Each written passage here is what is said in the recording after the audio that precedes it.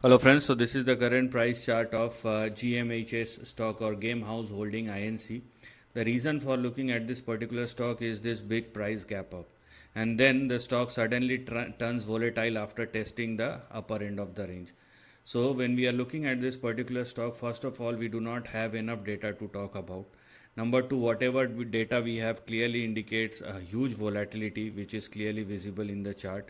And while looking at this particular stock, even after this gap up, the stock is unable to hold on to its levels. So if you still want to play out this game, you need to understand the couple of rules over here. First of all, we have 2 as our support and we have 1.8 which is our stop loss. So make sure that the stock is not falling below 1.8 or lower, otherwise downside may resume once again. Now the stock has already tested 2.45, which is the upper end of the range or which is the resistance zone.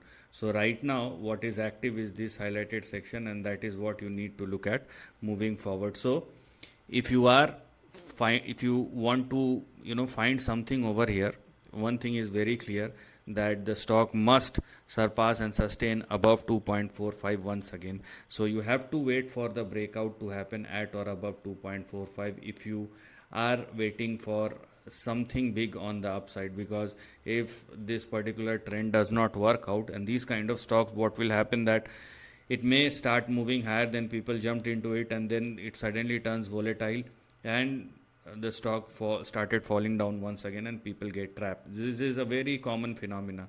So if you want to be a part of this particular stock and if you are interested, then let the stock surpass and sustain above 2.45. That's the minimum requirement. The stock can even retest 10 or even $12, but only if the breakout happens. Whatever is happening below 2.45 must not be your concern if you haven't taken position, and if you have already taken position, then don't go below the support and the stop loss, and let the stock surpass and sustain above 2.45 if you are looking for an upside. Most importantly, these kind of moves are not sustainable. So this is the end of the video. Thanks for watching.